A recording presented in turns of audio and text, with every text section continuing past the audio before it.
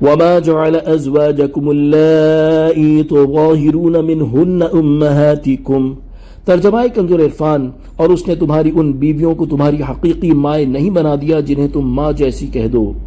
وما جعل ادعیاءکم ابناءکم، اور نہ اس نے تمہارے منہ بولے بیٹوں کو تمہارا حقیقی بیٹا بنایا۔ تفسیر صراط الجنان۔ زمانہ جاہلیت میں جب کوئی شخص اپنی بیوی سے زہار کرتا تھا تو وہ لوگ اس زہار کو طلاق کہتے اور اس عورت کو اس کی ماں قرار دیتے تھے، اور جب کوئی شخص کسی کو بیٹا کہہ دیتا تھا تو اس کو حقیقی بیٹا قرار دے کر میراث میں شریک ٹھہراتے اور اس کی بیوی کو بیٹا کہنے والے کے لیے حقیقی بیٹے کی بیوی کی طرح حرام جانتے تھے۔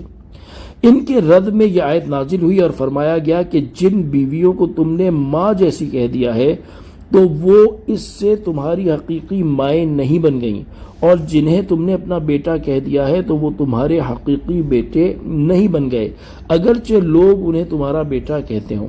بیوی کو ماں کی مثل کہنا اور لے پالک بچے کو بیٹا کہنا ایسی بات ہے جس کی کوئی حقیقت نہیں۔ نہ بیوی شوہر کی ماں ہو سکتی ہے، نہ دوسرے کا فرزند اپنا بیٹا۔ اور یاد رکھو کہ اللہ تعالیٰ حق بیان فرماتا ہے اور وہی حق کی سیدھی راہ دکھاتا ہے، لہذا نہ بیوی کو شوہر کی ماں قرار دو اور نہ لے پالکوں کو ان کے پالنے والوں کا بیٹا ٹھہراؤ۔ زہار سے متعلق 3 شرعی مسائل ملاحظہ ہوں۔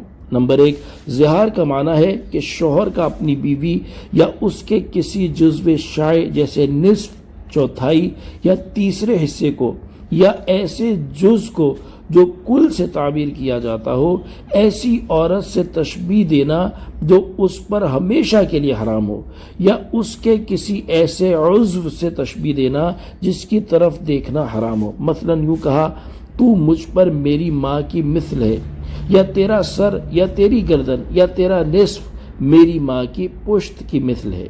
نمبر 2، زہار کا حکم یہ ہے کہ اس سے نکاح باطل نہیں ہوتا بلکہ عورت بدستور اس کی بیوی ہی ہوتی ہے، البتہ جب تک شوہر کفارہ نہ دے دے اس وقت تک اس عورت سے میاں بیوی والے تعلقات قائم کرنا حرام ہو جاتا ہے۔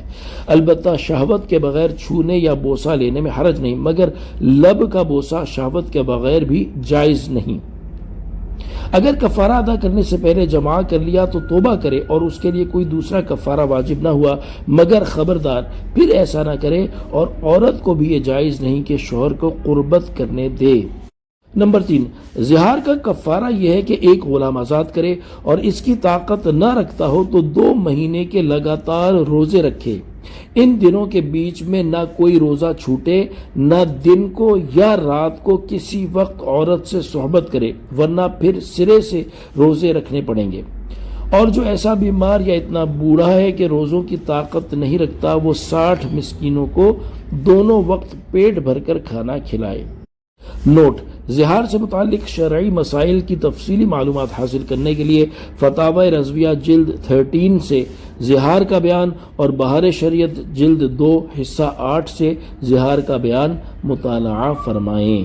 صلو علی الحبیب صلی اللہ تعالی علی محمد صلی اللہ تعالی علیہ وآلہ وسلم۔